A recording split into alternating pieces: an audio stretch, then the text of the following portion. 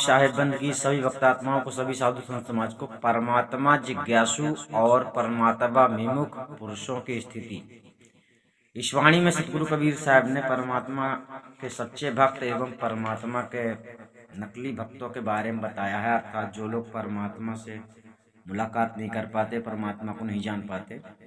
रामायणी number 67 में आपको देखना है, वाणी कहते देह हलाए भक्ति नहीं होई, स्वांग धरे नर बहुविधि जोई, धींगी धींगा भली न माना, जो काहू मोहि हृदय जाना।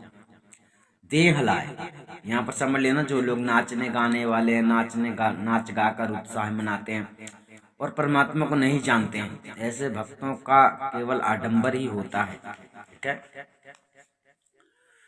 मुख कछुअर हृदय कछुआना, सो सपने काहू मोहि नहीं जाना, ते दुख पहिए ही संसार, जो चेतहु तो होए उबारा, जो गुरु किंचित निंदा करे, शूकर स्वान जन्म ते धरई। साकी है 184 जीव जंतु में भटक भटक दुख पाव, कहाँ है कबीर जो राम ही जाने, सो मोहिनी के भाव। ध्यान से समझना, साहब का आदेश है, साहब की वाणी है। शरीर के हिलाने से अर्थात नाचने कूदने से भक्ति नहीं हो सकती, चाहे मनुष्य बहुत प्रकार के वेश क्यों ना बना ले। जो कोई भक्त हमारे बताए हुए परम पुरुष परमात्मा को भली प्रकार से अपनी आत्मा के निरंतर जान लेते हैं, वे लोग नग्न दिगंबर रूप से रहना अच्छा नहीं मानते, अर्थात वे लोग नाचना कूदना, अनेक प्रकार के वेश बनाना और नग्न रहना आदि ब्राह्म आडंबर को अच्छा नहीं मानते हैं। इस प्रकार जो अनेक प्रकार के स्वांग धारण करते अर्थात विचित्र वेश बनाकर नग्न रहते तथा उछल कूद मचाते हैं, उनको सच्चे भक्त लोग यह दिखावा मात्र अच्छा नहीं मानते। बहुत से लोग ऐसे होते हैं जो अनेक प्रकार के स्वांग द्वारा जनता को वश में करने की इच्छा से लोकाकर्षक क्रियाएं करते रहते हैं, जिससे लोग उन्हें बड़े भक्त मानते हैं, किंतु वस्तुतः वे भक्त नहीं हैं। नाचना कूदना आदि वाम क्रिया करते रहने से सदा वे बहिर्मुख ही रहते हैं, उनकी मनोवृत्ति अंतर्मुख कभी नहीं होने पाती है। जिसके मुख में कुछ और तथा हृदय में कुछ और ही बात होती है, उसने स्वप्न में भी कभी मुझे नहीं जाना।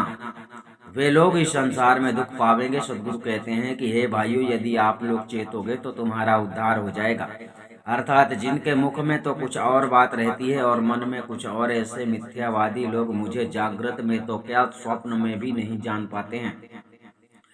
वे लोग इस संसार में जन्म मरण आदि दुख को प्राप्त होते हैं, यदि ये लोग चेत जाएं और मिथ्या भाषण छोड़कर सत्य बोलें। ठीक है, मिथ्या भाषण छोड़कर सत्य बोलें, अपने आत्म कल्याण का साधन करें तो उनका उद्धार हो सकता है। जो शिष्य गुरु की जरा भी निंदा करता है तो वह शूकर अर्थात बाराह तथा कुत्ते का जन्म धारण करता है। केवल इतना ही नहीं, किंतु जो शिष्य गुरु की निंदा करता है वह 84 लक्ष योनियों में भटक भटक कर महान दुख पाता है। सदगुरु कबीर साहब कहते हैं कि है जो उस परमात्मा राम को जानता है वह मुझे प्रिय लगता है।